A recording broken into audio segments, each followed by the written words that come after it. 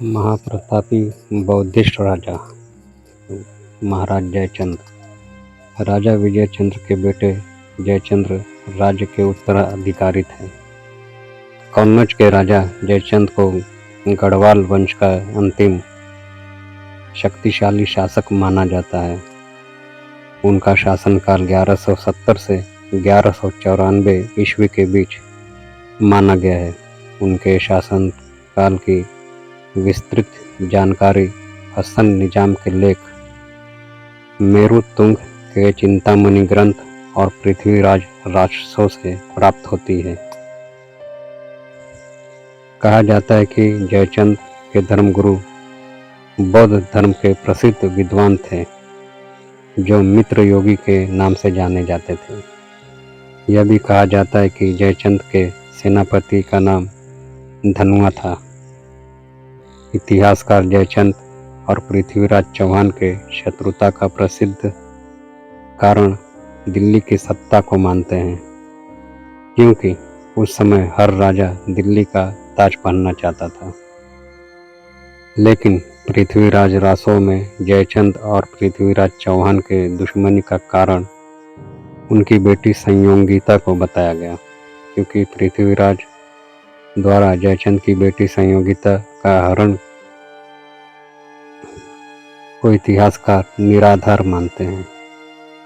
अगर पृथ्वीराज रासों के बात को छोड़ दें तो मेरु तुंग के चिंतामणि ग्रंथ अथवा हरिश्चंद्र के जौनपुर लेख या हसन निजामी के लेखों में कहीं भी जयचंद की बेटी संयोगिता का जिक्र नहीं है। तराइन के द्वितीय युद्ध, जिसमें पृथ्वीराज चौहान की हार हुई थी, उसका जिम्मेदार जयचंद को ठहराया जाता है। जयचंद को गद्दार कहा गया है। समाज में जब भी कोई किसी से धोखेबाजी करता है तो उसे लोग जयचंद कहकर संबोधित करते हैं। कुछ लोग राजा जयचंद को मध्यकालीन भारत के गद्दार समझते हैं, लेकिन क्या सचमुच में राजा जयचंद गद्दार थे? कुछ इतिहास अपने शोध के आधार पर इस बात से सहमत नहीं दिखते, लेकिन इतिहास में इस बात का कोई ठोस प्रमाण नहीं मिलता है जिस आधार पर कहा जाए कि राजा जयचंद सचमुच में गद्दार थे। कुछ इतिहासकारों राजा जयचंद और पृथ्वीराज चौहान को आपस में संबंधी मानते हैं। राजा जयचंद रिश्ते में पृथ्वीराज चौहान के मौसेरे भाई लगते थे, जबकि कुछ लोग इन सब से अलग विचार रखते हैं और कहा जाता है कि राजा जयचंद और पृथ्वीराज चौहान के बीच पहले से कोई संबंध नहीं थे, बल्कि पृथ्वीराज चौहान ने राजा जयचंद की बेटी संयोगिता को उनके स्वयंवर से भगाकर प्रेम विवाह कर लिया था, जिस कारण राजा जयचंद और पृथ्वीराज चौहान के बीच कट्टर दुश्मनी हो गई थी। इस नज़र से देखा जाए तो असली गद्दार पृथ्वीराज चौहान ही हुए। इतिहासकारों के अनुसार राजा जयचंद उत्तर भारत में स्थित कन्नौज के बहुत ही प्रतापी राजा थे।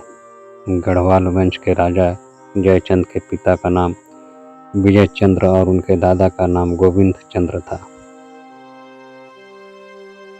राजा जयचंद का विवाह दिल्ली के राजा अंगद पानी की पुत्री के साथ हुआ था। उनकी बेटी का नाम संयोगिता था और बेटे का नाम हरिश्चंद्र। फिर भी दोस्तों, पृथ्वीराज चौहान इतिहास में एक काल्पनिक पात्र है।